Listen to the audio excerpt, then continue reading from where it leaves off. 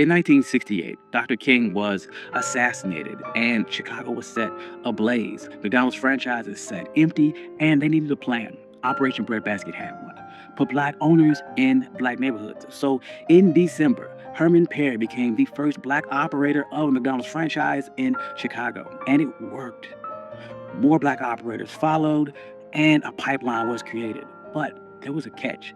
McDonald owned the land, they set the fees, and they picked your lots. So join us today while we talk about how McDonald's created a black franchise empire and everything that it cost. I'm your host, Country Boy. This is One Mic Black History, and if you like stories like this, you can find more stories like this at onemichistory.com. But without further ado, let's get started.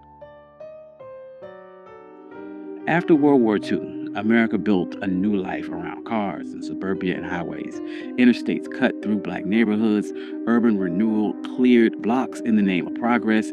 Banks drew red lines on maps around black homes, and the GI Bill helped white veterans buy homes and businesses at a greater clip than their black counterparts. As factories left the city, steady jobs left too. White flight followed, and with that went supermarkets and many white-owned stores. By the mid-60s, a lot of black neighborhoods had fewer jobs, fewer full-service grocery stores, and very little new investment.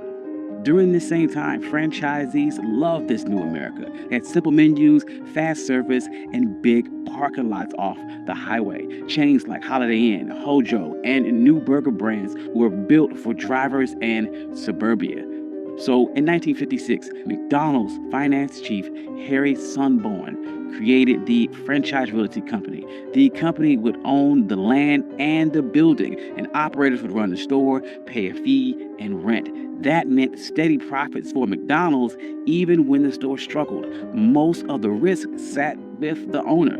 Training got standardized at Hamburger University, and ads were funded through a national pool of operators. The model was simple, tight, and built to scale.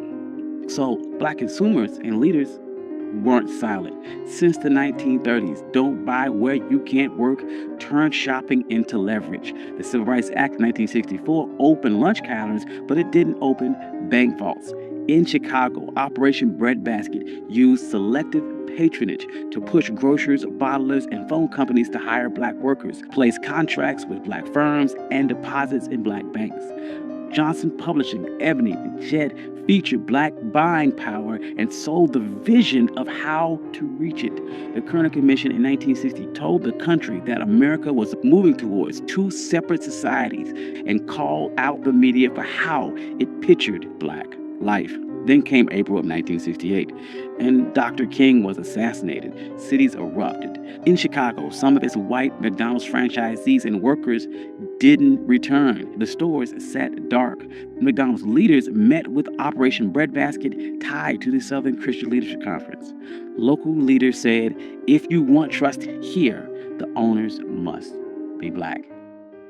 That same year, Harry Petty took over the Woodlawn store in Chicago's South Side and reopened it December 21st, 1968 as the first black McDonald's franchise. He was trained at Hamburger University, and the company helped him finance, allowing for zero partnerships when needed, and appointing small business administration loans. McDonald even donated the first day's profit from Petty's store to the Southern Christian Leadership Conference, tying the brand to Dr. King's dream.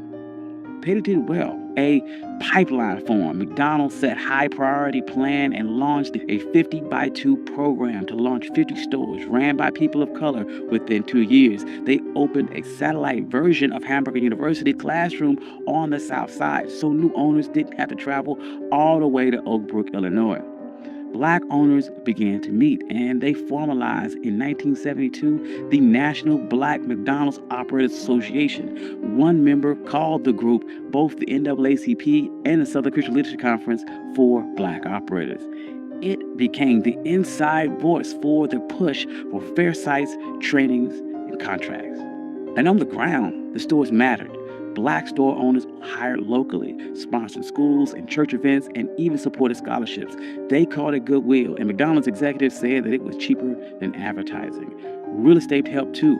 After the late 1960s uprising, many black neighborhoods became cheap.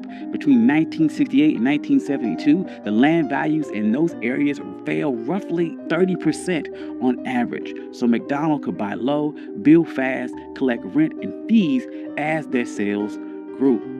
So the black owners would then begin demanding better ads. They said, "We pay into the national fund, show us." In 1972, McDonald's would hire Tom Burrell's black-owned ad agency. Burrell called his style positive realism. It showed regular black life with pride after church, little league nights, grandparents and grandkids, not stereotypes and not pity. It would have lines like, "So good to have around," and "Get down with something good" at McDonald's. And those landed better than "You deserve a break today," which didn't fit with the lives of people who rarely had a break. Research showed this rose the brand's image, and dollars shifted to Ebony and Jet and black radio, and black artists and models and researchers like Viewpoint got paid to shape the black image. Then civil rights groups would push further. The NAACP used fair share agreements and contracts for black builders, insurers, and distributors. The Black Operators Association stressed that one restaurant could support a web of black businesses around it. The system sent money past the counter into banks, printers, construction crews, and ad shops. However, in that fine print, McDonald's kept the land. Owners paid a monthly fee of about 4% in sales plus rent.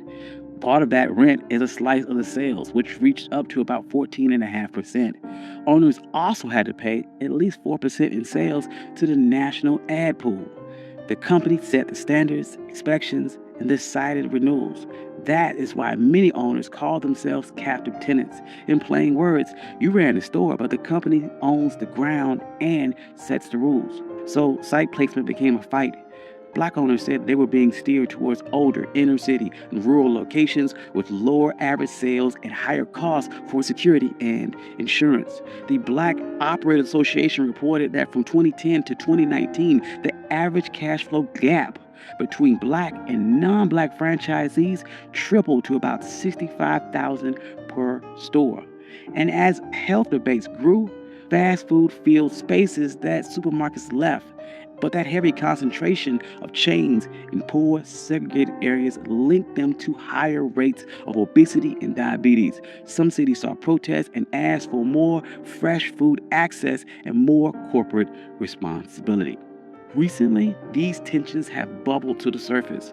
Dozens of former black franchisees and some black executives have sued, saying that the system is biased. Herb Washington, a former black ball player, said that he was steered towards weaker markets. McDonald's would purchase his 13 stores for $33.5 million. And it was during this time that black franchisees fell from about 400 in 1998 to just 200 today, even as McDonald's doubled its total franchisees worldwide. So why does any of this matter? McDonald's opened up a real pathway to black ownership and middle-class jobs when other industries stayed closed. In the late 2000s, black McDonald's stores reported more than $2 billion in sales.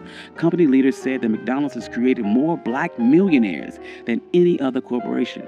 And the ad shift put black families on national TV like it had always been that way.